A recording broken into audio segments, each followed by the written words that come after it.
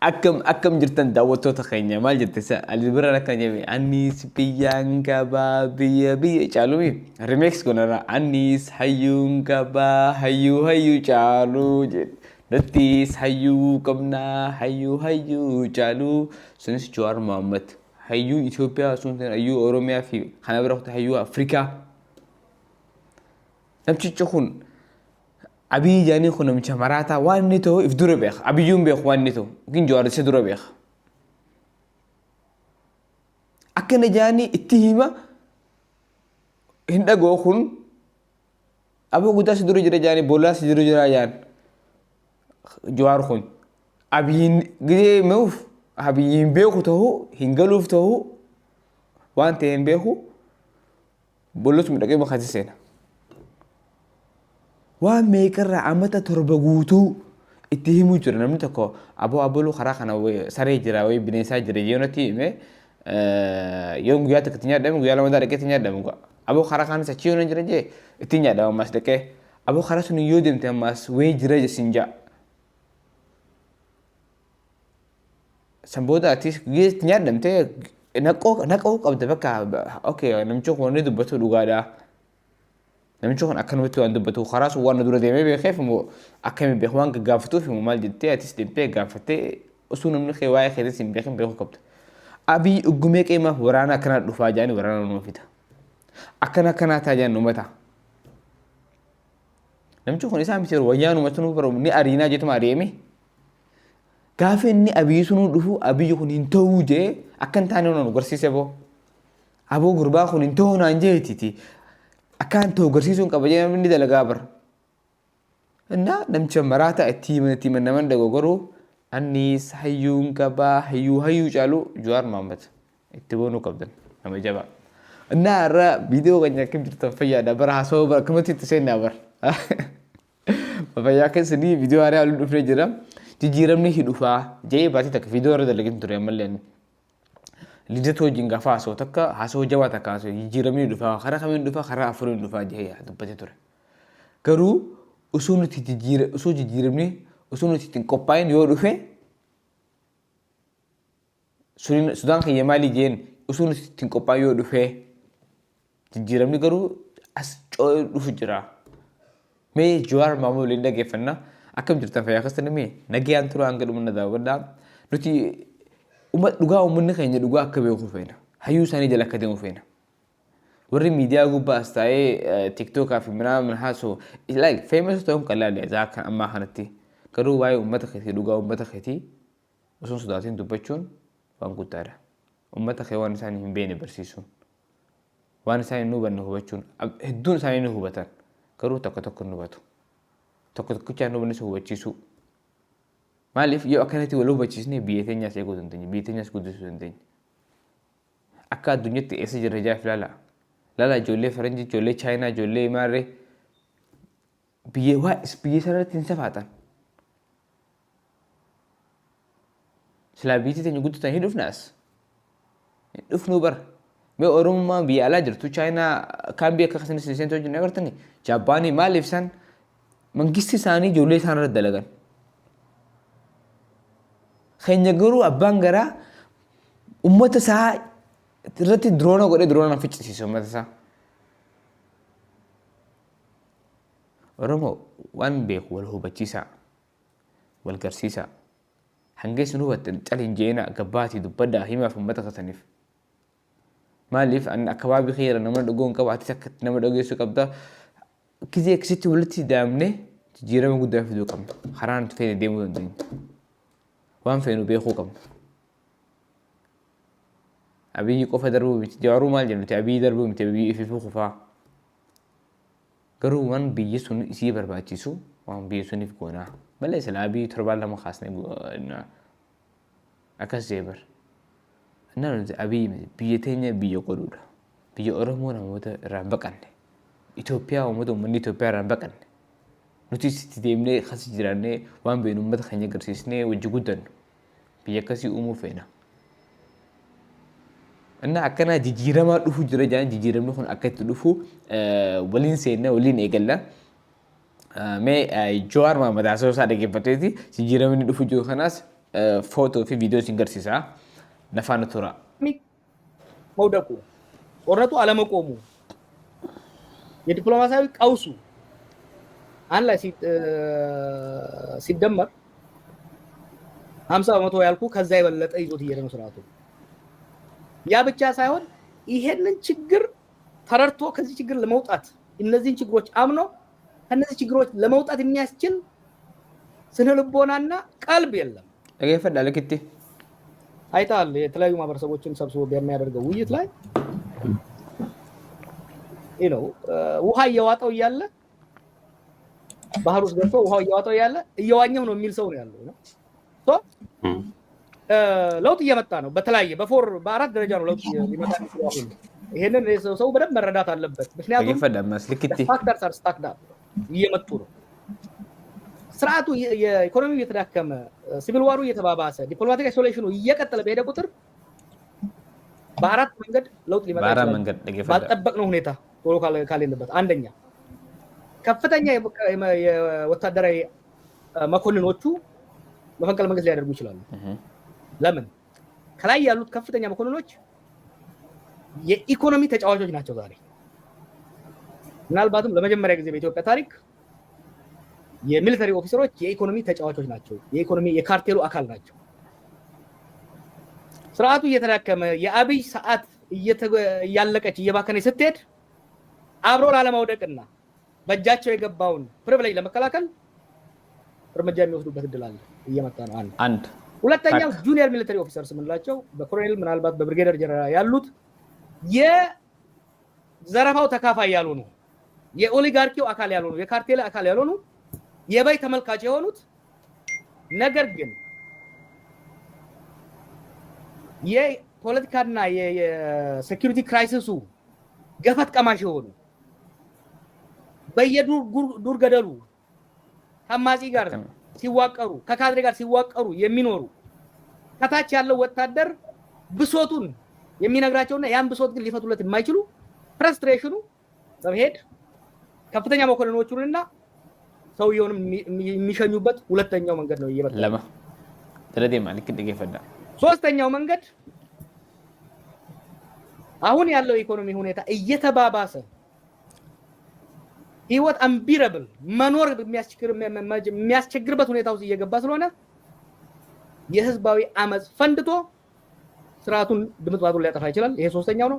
አራተኛው ስርዓቱ እየተዳከመ የፖለቲካ ኢኮኖሚ ዲፕሎማሲ ቀውሱ እየተባባሰ ሲሄድ ስርዓቱን በኃይል እየተዋጉ ያሉ ኃይሎች ሲሪያ ውስጥ እንደሆነው ተጠናክረው የመንግስት ተቋማት ኦቨርዌልም አድርገው ለውጥ የሚመጣበት አከማ ፋኖን ጎቱ ፊያከ ዋዋን ጎቱ የፖለቲካ ሊቃኑና የፖለቲካ ምሁራኑ ኃላፊነት እነዚህን አራት ለውጦች ሊመጡ እንደሚችሉ እነዚህ አራት ለውጦች ሲመጡ አንድ አሁን ያለውን ሀገራዊ ችግር ብጥብጥ የኢኮኖሚ ቀውስ የጸጥታ ቀውስ እንዳያባብሱ መዝግየት ያስፈልጋል። አንድ በማንኛውም ይምጣ ሲሃዩ ለየፈዳ ሃዩ ወታደር በህዝብ ይሁን በአማጺ ሲመጣ ሀገር ብትንትሯ እንዳይወጣ አስቀድሞ የፖለቲካ ስምምነትና የፖለቲካ ስትራቴጂ ያስፈልጋል። ሁለተኛ ሀገር ማስቀጠል ከተቻለ በኋላ ደግሞ የሚመጣው ሽግግር እንዳይጠለፍ ቀውስን እንዳያባብስ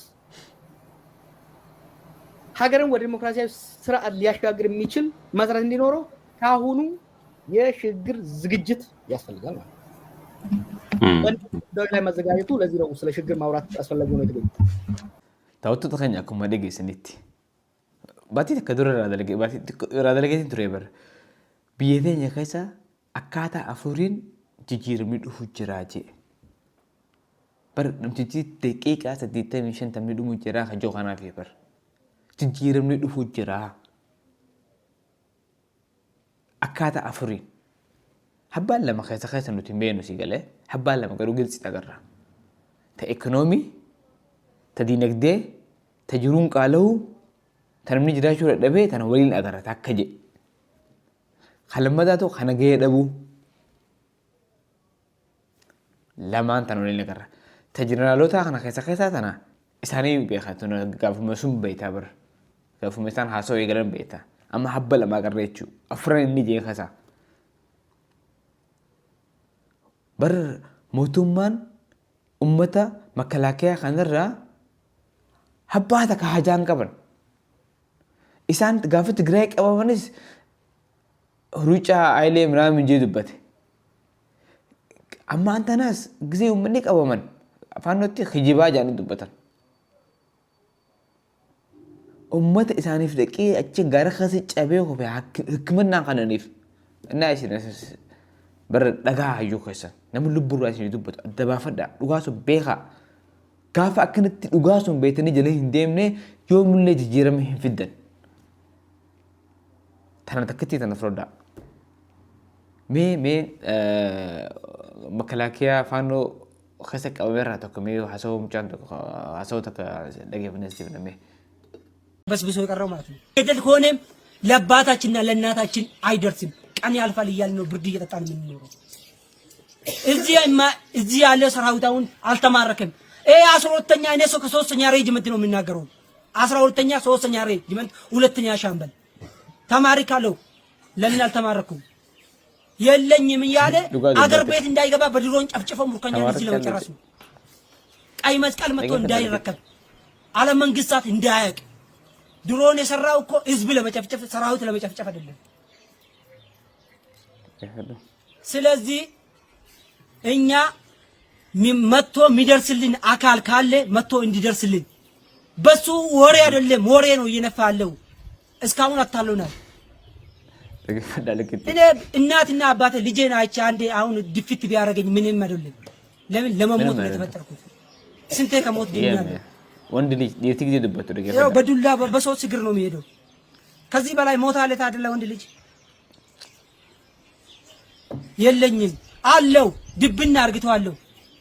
ከ300 በላይ ሙርከኛ አለው የለኝም ለምን ይላል? 300 ሚዲያ ላይ አወራ ብሎ የሚገልም ከሆነ ለምን መግደል አይደለም ለምን አይሰቅልም? ከፈለገ ማለት ነው ለሞት ትሞት አለ አካፈር ነው የተፈጠርኩ ወደ አፈር ነው የምመለሰው። ስለዚህ የለኝም ብሎ ነው ህዝቡ መስማት ያለበት ማለት ነው። ኦሮሚያ ክልልም ያለ ደቡብ ክልልም ያለ አማራ ክልልም ያለ ወጣት ማወቅ ካለበት እያመጣ የሚያስጨፈጭፎ ለስልጣኑ ነው። dhageessan maantana uno umni makalaakiyaa kasa khaboojiyame naannoo amaaraa kasa jiru maal ja'an mangistiin nuti makalaakiyaa qabameen gidara dawalan islaawun qabanu ummata gubatee agareetu waan namtichi kontee hubata ummata gubatee agareetu dhaqee akka ilma mootii fi haadhaa fi abbaa kiyya laalee hundee lubbuutii namsin jaabara dhiiraa haasoo jira bara miila sadii deemu jira nuti qabameeti miti nutiitu harkeef kanneen dadhabneeti namni si eegu namni biyyi eegu daangaa kee eegu gaafa akkana jee dubbatu yoo ati lafaan kan yoo kana hin hubanne maal hubatta oromootii naqaa jaa rabbi kasaniifamanaati dhageeffadhaa yoo kasa maal bira wal mineedhaa bakka jirtanitti hojii haasawaa tiktook irrattis bakka fedhattis gizee haasoftu waa'ee biyya kasanii haasawaa taraa nagara naasiyona biitti teessan hasin harkaa diigamtee booda bakka warra kasanti gaafatan dhabdan lafaa kaa hojii haasawaa namticha nam takkaatu biyya sanii ta'u jira nam takka namni si eegu kun namtichi achi kasa haasoo kun bunnecha kasa qabame sun warra biyya eegu daangaa eegu jechuun makalaakiyaa biyya jechuun gaafa ati kanan qabaane dhumee jira kun Jawaar Mohaammed dura maal jedhee wanni guddaan Itoophiyaan kasatti laammallee cabullee tulloomullee qabdu kasa jiraate makalaakiyaa kana qofaadha.